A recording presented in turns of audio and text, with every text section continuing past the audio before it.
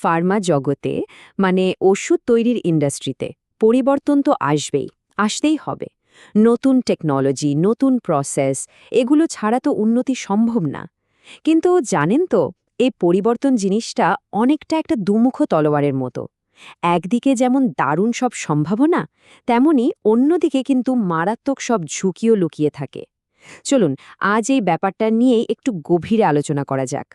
প্রথমেই একটা প্রশ্ন দিয়ে শুরু করি। ধরুন, একটা ওষুধ তৈরির কারখানায় কোনো একটা বদল আনা হলো। এখন প্রশ্ন হলো, সব বদল বা পরিবর্তন কি একই রকম? এর উত্তরটা হলো না, একদমই না। অনেক সময় দেখা যায় যে পরিবর্তনটাকে বাইরে থেকে খুব ছোটখাটো বা সাধারণ মনে হচ্ছে, তার ভেতরেই হয়তো সবচেয়ে বড় বিপদটা লুকিয়ে আছে। ভাবছেন ব্যাপারটা কতটা সিরিয়াস হতে পারে? আচ্ছা, এভাবে ভাবুন, প্রোডাকশন লাইনের এক কোণায় করা ছোট্ট একটা পরিবর্তন হয়তো কেউই তেমন পাত্তা দিল না, সেটাই কিন্তু শেষ পর্যন্ত ওষুধের কোয়ালিটি নষ্ট করে দিতে পারে। আর তার থেকেও বড় কথা, রোগীর জীবনকে সরাসরি ঝুঁকির মুখে ফেলে দিতে পারে। এখানেই এর আসল ভয়। তো এই যে একটা অনিশ্চয়তা, এই যে একটা ঝুঁকি, এটাকে সামলাতে হবে কি করে? এর জন্য একটা খুব গোছানো আর পরীক্ষিত পদ্ধতি আছে। একেই বলা হয় রিস্ক অ্যাসেসমেন্ট বা ঝুঁকি মূল্যায়ন। যে কোনো চেঞ্জ কন্ট্রোল প্রসেসে এটা থাকাটা মাস্ট। এটা ছাড়া এগোনোটা ঠিক যেন চোখ বেঁধে রাস্তা পার হওয়ার মতো। পুরো রিস্ক অ্যাসেসমেন্ট প্রক্রিয়াটা কিন্তু আসলে তিনটে খুব সহজ কিন্তু খুব পাওয়ারফুল প্রশ্নের উপর দাঁড়িয়ে আছে। প্রথম প্রশ্ন, এই যে পরিবর্তনটা করা হচ্ছে, এর ফলে কি কি গড়বড় হতে পারে, হোয়াট কুড গো রং? দ্বিতীয়ত, যদি সত্যি সত্যি কোনো ভুল হয়ে যায়, তাহলে তার প্রভাবটা কতটা মারাত্মক হবে?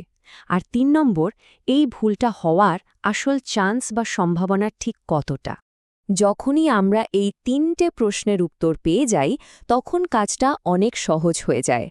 এই উত্তরগুলোর উপর ভিত্তি করেই যে কোনো পরিবর্তনকে কয়েকটা ক্যাটেগরিতে ভাগ করা হয়। যেমন ধরুন, কোনোটা হয়তো লো রিস্ক বা কম ঝুঁকিপূর্ণ, কোনোটা মিডিয়াম রিস্ক বা মাঝারি ঝুঁকিপূর্ণ, আবার কোনোটা এতটাই গুরুতর যে তাকে হাই রিস্ক হিসেবে ধরা হয়।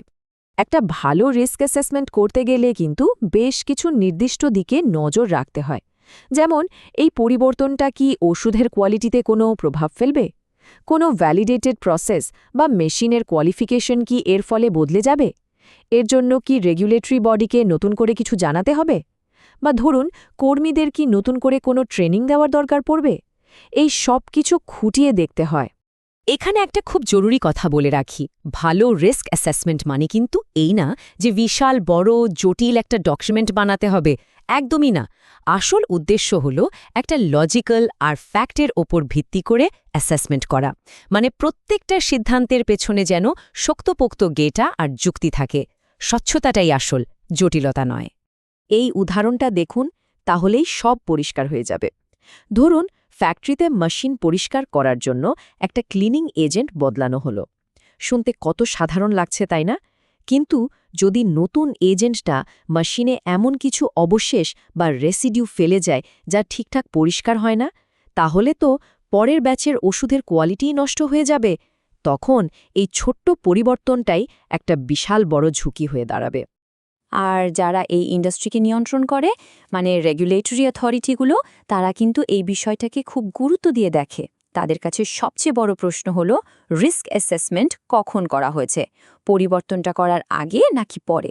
যদি কোনো সংস্থা পরিবর্তন করে ফেলার পরে তার ঝুঁকি না পেয়ে, তাহলে সেটাকে একটা দুর্বল সিস্টেম হিসেবেই ধরা হয়। নিয়মটা খুব পরিষ্কার, আগে মূল্যায়ন, তারপর পরিবর্তন।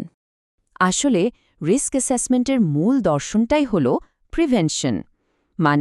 সমস্যা হওয়ার পর সেটাকে সামলানো নয়, বরং সমস্যাটা যাতে হতেই না পারে সেই ব্যবস্থা করা। ঠিক যেমন আগুন লাগার পর নেভানোর চেষ্টা করার থেকে আগুন লাগার সব রাস্তা বন্ধ করে দেওয়াটা অনেক বেশি বুদ্ধিমানের কাজ। আর এই যে আগে থেকে সবটা ভাবার মানসিকতা, একেই বলা হয় ঝুঁকিভিত্তিক চিন্তাভাবনা বা রিস্ক বেসড থিঙ্কিং। এটা শুধু একটা নিয়ম বা পদ্ধতি নয়, এটা একটা কালচার। এই মানসিকতাটা ফার্মা ইন্ডাস্ট্রিতে ফাইনাল প্রোডাক্ট আর কোম্পানি দুটোকেই সুরক্ষিত রাখার জন্য একটা রক্ষা কবচের মতো কাজ করে। তাহলে আজকের আলোচনা থেকে এটা তো পরিষ্কার যে অনেক সময় খুব সাধারণ দেখতে পরিবর্তনের আড়ালেও বড় বিপদ লুকিয়ে থাকতে পারে।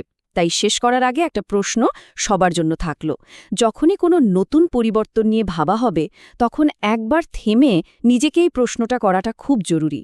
আসল ঝুঁকিটা ঠিক কোথায় লুকিয়ে আছে এটা নিয়ে ভাবা দরকার।